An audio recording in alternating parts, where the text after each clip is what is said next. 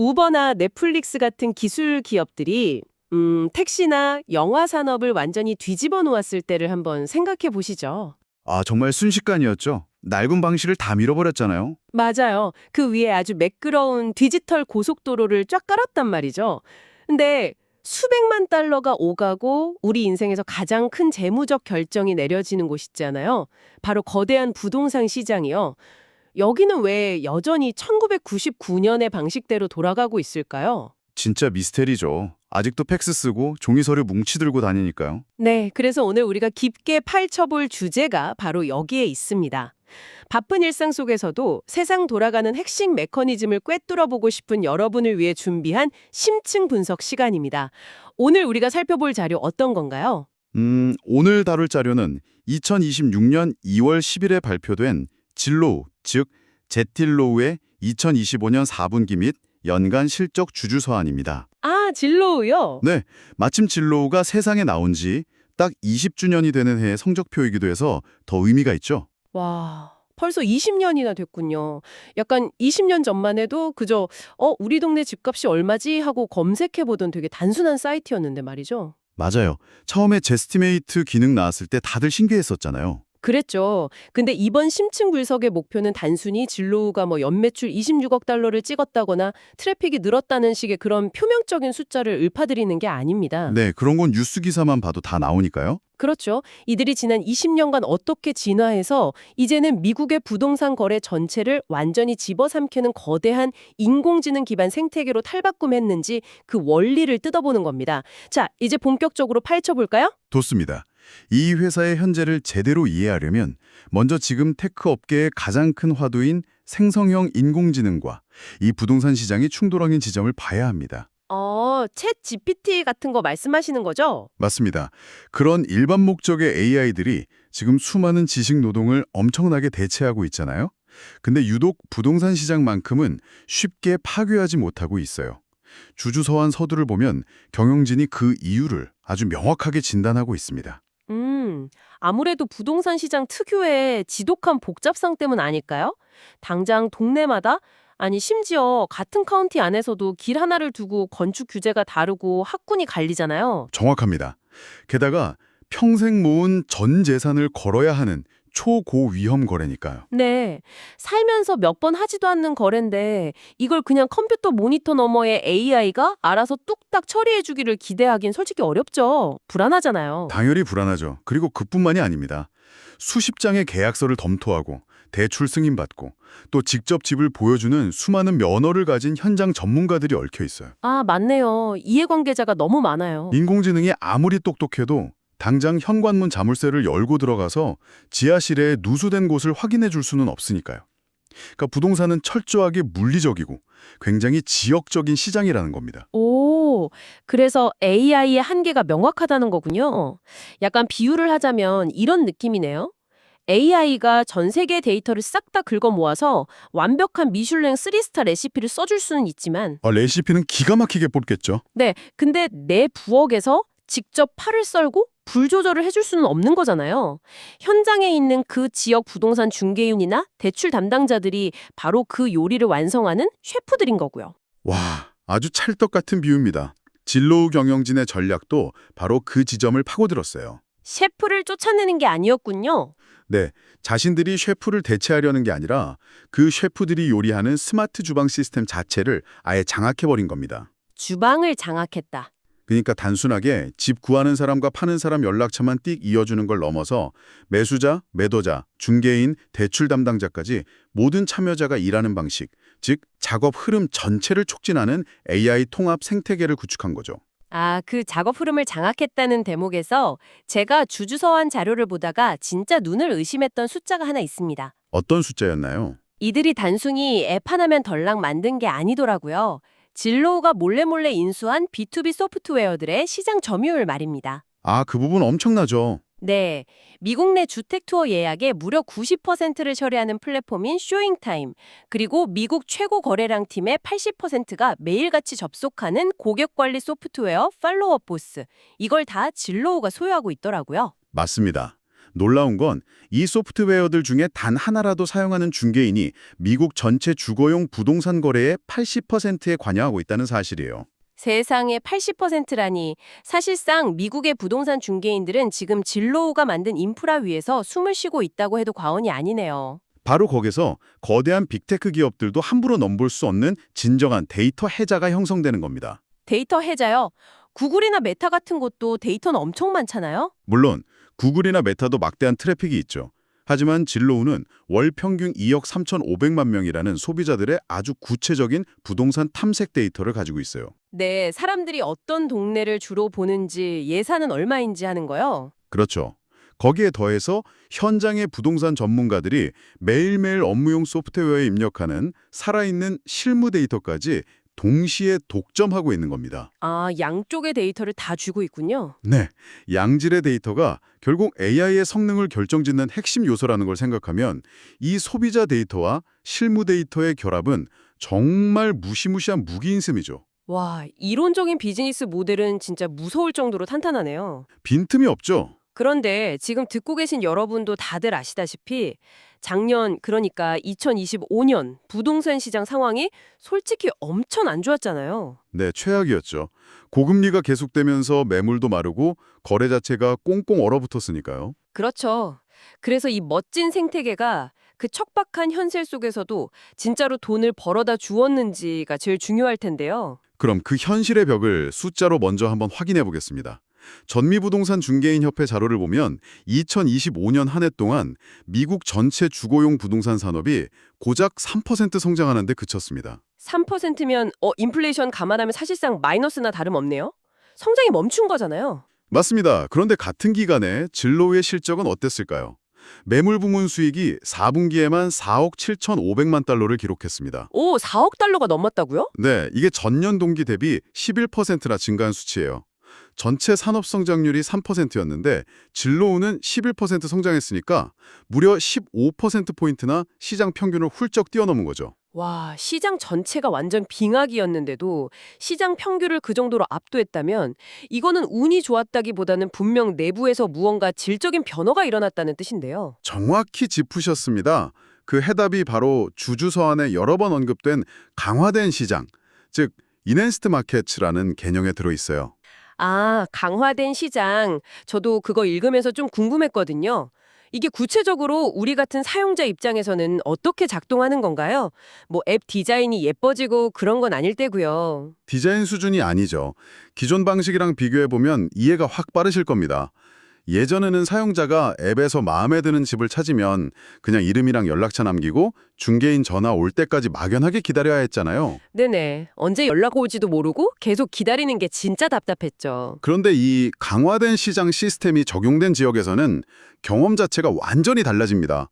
사용자가 앱 안에서 3D 투어로 집을 쫙 둘러보고 자기가 원하는 시간에 실제 오프라인 투어를 즉각적으로 예약할 수 있어요. 오, 전화 없이 바로요? 네. 그리고 동시에 진로의 대출 도구를 켜서 내 예산으로 이 집을 살 수 있는지 실시간으로 확인하고 심지어 사전 승인까지 앱에서 바로 받을 수 있습니다. 와, 그러니까 탐색부터 투어 예약, 대출 심사까지? 맞습니다.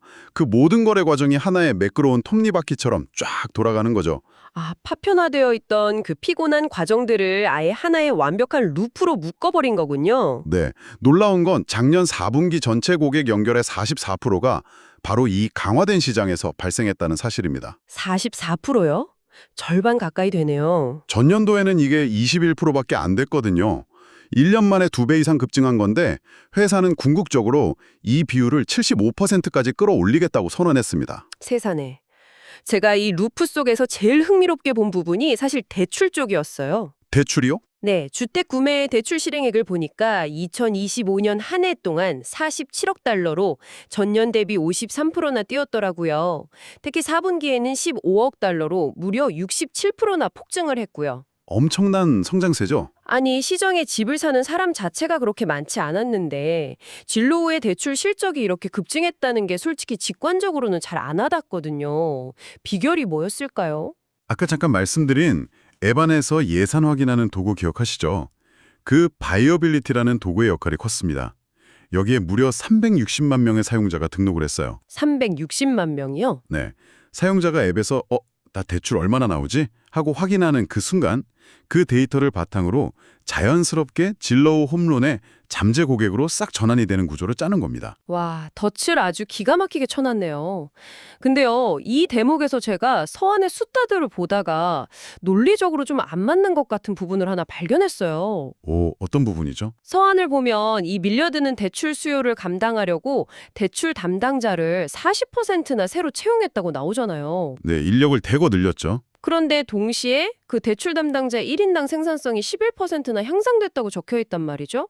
아니, 보통 상식적으로 생각해보면요. 기존 인력의 거의 절반에 달하는 대규모 신규 인력이 한꺼번에 쏟아져 들어오면 뭐 업무 교육도 시켜야 하고 적응 기간도 필요하니까 그 기간 동안에는 전체 평균 생산성이 뚝 떨어져야 정상 아닌가요? 아주 날카로운 지적이십니다. 만약에 이게 전통적인 오프라인 비즈니스였다면 지금 말씀하신 게 100번 맞아요. 그렇죠. 네. 신입사원이 첫날 출근해서 두꺼운 전화번호부 펼쳐놓고 맨 땅에 헤딩하듯이 냉담한 고객들한테 일일이 전화 돌려야 했다면 생산성은 당연히 곤두박질 쳤겠죠. 으로 사용자들에게 맞춤형 스마트 메시지를 발송했는데 그게 700만 건이나 돼요. 700만 건이요? 와. 네, AI가 사용자가 앱에서 어떤 행동을 하는지 패턴을 싹 분석해서 지금 당장 집을 살 확률이 아주 높은 사람들만 골라냅니다. 그리고 가장 적절한 타이밍에 먼저 말을 거는 거예요. 콕 집어서요. 맞습니다. 이렇게 완전히 예열이 끝난 상태의 고객, 업계 용어로는 웜리드라고 하죠. 이 확실한 고객들만 대출 담당자에게 딱 연결을 해주는 겁니다. 아, 그러니까 영업사원들이 제일 고통스러워하는 그 생판 모르는 사람한테 전화하는 콜드콜, 그걸 인공지능이 알아서 다 해버린다는 뜻이네요. 정확합니다. 게다가 중개인들이 쓰는 그 팔로업 보스 소프트웨어 안에 대출 담당자가 고객의 맞춤형 사전 승인서를 클릭 몇 번만으로 즉시 발급할 수 있게 기능을 다 연동해놨어요. 와, 진짜 매끄럽네요. 상상해보세요. 새로 채용된 대출 담당자가 첫 출근을 해서 자기 모니터를 딱 켜면 이미 진로 앱에서 매물도 다 둘러봤고 예산 확인까지 끝내서 구매 의사가 아주 확실한 1급 고객 명단이 눈앞에 쫙 펼쳐져 있는 겁니다. 야, 그러면 영업사원은 정말 온전히 계약 체결이라는 그 마지막 핵심 업무에만 집중할 수 있겠네요. 그렇죠. 그러니까 신규 인력조차도 시스템에 들어가자마자 바로 플러그 앤 플레이 방식으로 투입돼서 즉각적인 실적을 빵빵 낼 수 있는 겁니다. 생산성이 오를 수밖에 없죠. 대박이네요. 인공지능 생태계가 실무자의 퍼포먼스를 어떻게 극대화하는지 보여주는 진짜 완벽한 교과서적 사례 같습니다. 정말 교과서죠. 자, 그럼 지금까지는 진로우가 매매와 대출 시장에서 어떻게 거대한 장벽을 쌓았는지 살펴봤습니다. 그렇다면 여기서 한 가지 아주 논리적인 질문이 남습니다. 뭔가요? 작년에 그 살인적인 고금리 때문에 집을 사고 싶어도 못 사고 매매 시장에서 밀려난 수많은 사람들의 수요, 그 사람들은 대체 다 어디로 갔을까요? 오, 아주 중요한 포인트입니다. 이 질문에 대한 대답이 이번 주 주소안의 또 다른 핵심 축에 고스란히 담겨 있더라고요. 맞습니다. 매매를 포기했다고 해서 길거리에 나앉을 수는 없잖아요. 사람들은 결국 어딘가에는 살아야 하니까요.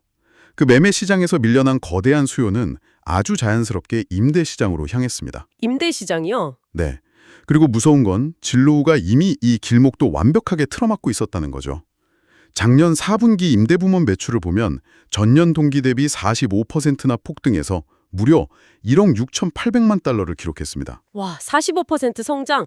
제가 서한의 세부 항목을 보니까 특히 다세대 임대, 그러니까 대규모 아파트 단지 같은 멀티패밀리 매출이 63%나 꽁충 뛰면서 전체 실적을 확 견인했더라고요. 네, 그쪽 성장이 어마어마했죠. 2025년 말 기준으로 무려 7만 2천 개의 다세대 부동산이 진로우에 등록되어 있던데 이게 연초 대비 44%나 증가한 수치거든요.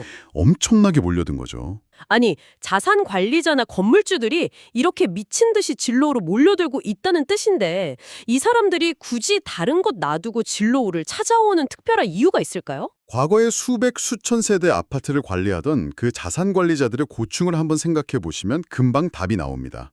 예전에는 빈집, 즉 공실을 채우기 위해서 어떻게 했냐면요. 지역신문에 광고 내고 그랬나요? 네, 지역신문에 광고 내고 수많은 지역 임대 사이트에 일일이 매물 사진 찍어서 올리고 세입자들한테 전화 오면 다 받아서 방문 일정 엑셀로 잡고. 아, 듣기만 해도 행정적인 낭비가 장난 아니네요. 그렇죠. 공실률을 낮추려다 보니까 마케팅 비용이랑 인건비가 엄청나게 깨졌습니다.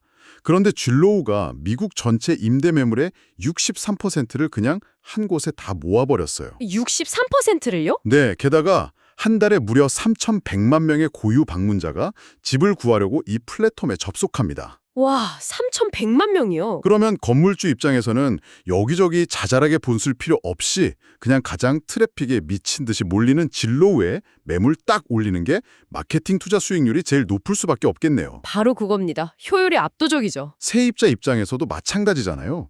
이 사이트 저 사이트 발품 팔 필요 없이 그냥 진로우 앱 하나 열어서 가격 쫙 비교하고 클릭 몇 번으로 입주 신청까지 끝낼 수 있으니까요. 맞습니다. 전형적이고 철저한 양면 시장 전략이 완벽하게 통했어요. 수요가 공급을 부르고 그 빵빵한 공급이 다시 더 많은 수요를 진공청소기처럼 끌어당기고 있는 거죠. 진짜 무섭네요. 근데 여기서 끝이 아닙니다. 이 임대 시장의 파이를 더 키우기 위해서 경영진이 아주 공격적인 전략을 하나 썼는데 바로 신디케이션 파트너십이라는 겁니다. 신디케이션 파트너십이요? 서한 비용 항목에서 저도 본 것 같아요. 이것 때문에 리드 확보 비용이 좀 늘어났다는 대목이 있던데 이게 구체적으로 어떤 구조로 작동하는 건가요? 플랫폼에 올라온 임대 매물 데이터까지 제휴를 맺어서 진로우 플랫폼 안으로 싹 다 끌어와서 하나로 묶어버리는 겁니다.